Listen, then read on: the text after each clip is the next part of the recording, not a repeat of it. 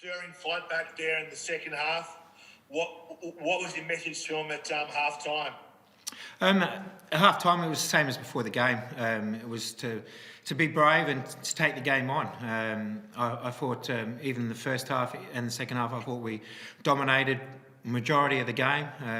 They had a couple of good counter attacks, and that's where they got their goals from. A little bit of luck their way, but other than that, I thought we were completely in charge for the 90 minutes.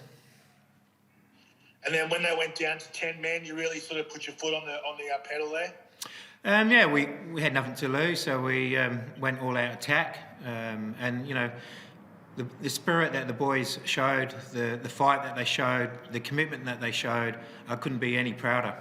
And I think all our fans back home in Adelaide would be extremely proud and happy as well. We didn't get the result that we wanted, but we can't fault the effort that the players put in. I guess now it's just a nervous wait for you? It is. It's completely out of our hands now. We've done as much as we could do, so now it's up to the football gods. Thanks, mate. Okay, Anna, you can ask the next one. Yeah, Carl, just on that. Basically, you've got to watch 3 West United games and hope that other teams get the results. How are you guys going to approach, these next few days, given things aren't confirmed either way? Look, we've had a pretty tough run, 5 games in this short period. The next couple of days, we'll just relax, hang around the hotel, maybe play some cricket, maybe play some board games, have a bit of fun, enjoy ourselves and watch some football. We'll all support Perth tomorrow night, and then we'll support Sydney and Melbourne City as well. Yeah, how do you, handle that? Because it is quite a few days where you're in limbo and you say these next couple of days you relax, but it's quite a few days that you're sitting around sort of not knowing how things are going to play out. How do you talk to the boys about that? We've got a very good group there, young boys and the senior players. Michael Jakobsen's been fantastic. So I don't think we'll have too much trouble in entertaining ourselves. We've got a great change room. They all get on really well. So the boys just enjoy themselves for the next couple of days. Watch the games, and we'll just wait and see. Do you expect to get, any clarity on how this affects your hopes in terms of the job at the end of this? I've said all the way along, my only focus here was to get the best results for the club. And at the end of this, when we return back to Adelaide, I'll sit down with the chairman, I'll sit down with Bruce and Nathan, and then we'll plan a way forward for the club, which is the best for the club. How do you assess your time since the restart? It's been you looked good, your team's looked good, you've got some pretty strong results. How do you assess this bunch of sort of 5 games? Look, it was always difficult. We didn't know how the players were going to react because, we were, before the break, we were struggling a little bit as a group. So the way the players have responded and the fight that they've shown, even tonight, they didn't give up. And as a coach, I couldn't be any prouder of the way that they played the football. I was, that's the way ahead for the club, to show that spirit and show that fight, show that passion. And I couldn't be happy. I couldn't have asked for any more. I could have got a few more points. That would have been nice, but I couldn't. The effort that the boys put in has just been tremendous. Happy, Anna. Excellent. Lynchy, you'll ask the last questions, please.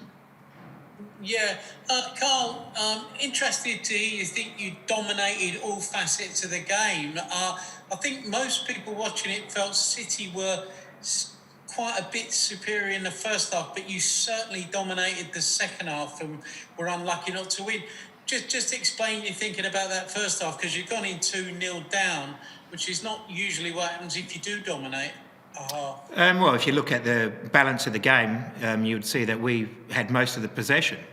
Even in the first half, I would say we had most of the possession. They had a couple of breakaways, and and they've got one of the best strikers in in the league, and he doesn't need many opportunities, does he? You know, if you look at the balance of the chances, some of the chances that we had, you know, if a little bit of luck went our way, we would have easily, you know, we could have walked away with a 3 points. But that's football.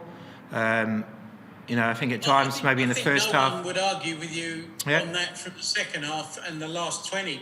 Just what was the difference then between your first half and your second half? You had a lot of possession in your first half, but you didn't use it. But the second half you did. Is that what you would say? Yeah, most definitely. I said to the players at half time, you know, we had a lot of possession. I just thought at times we played too safe, passed the ball backwards and sideways too much, and we didn't go forward enough in that first half.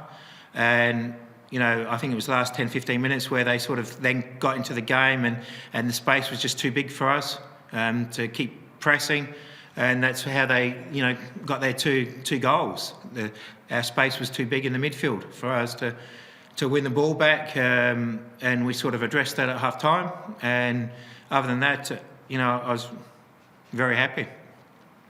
And your substitutions were certainly the big difference, weren't they? Pacific, when he's come off the bench, he's really given you something, hasn't he? Yeah, most definitely. You know, before the break, you know, Pacific, you know, he's trained all season with the team, and he's been quite inconsistent, you know, with his training and the way he's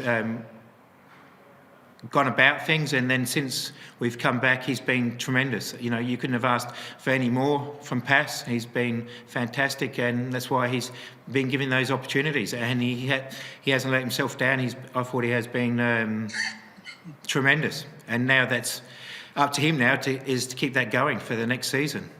He's shown what he can do, and I'm very happy for him. And you know, now he just has to keep that level of that standard that he's brought now going ahead. Is he a better finisher than his brother? I know he scored the other week. It took Elvis about 2 seasons to get one. Is Pacific a little bit sharper in front of goal? Yeah, well, he's shown he's scored his goal, and he created the opportunity for us to get back into the game with a penalty. You know, he had an opportunity as well to win it for us. So, you know, I couldn't be any happier from Pass. That's what you want from your young players. You want them to go out and you want them to express themselves, and you want them to play with a smile on their face, and that's what Pass does. So they're the players that you want to watch. When you're a supporter on the sidelines, you want to watch players that do that. You've got quite a few young South Australian kids in there. Now, Adelaide's had a bit of a history of losing some of those kids to other clubs, but do you think this is what is really important going forward, that you really cement that identity again as a South Australian team with a lot of local players? Yeah, that's the goal. You know, you look at our squad tonight, it's been a very strong South Australian presence in the team, and we're always going to look first at our players, South Australian players, but that's not to say we want the best young players in the country, and we're prepared to play the young players. You know, a lot of the clubs aren't prepared to give their young players an opportunities, and our club is prepared to give young players an opportunity. So if you want to play, you know, our club is the place to be.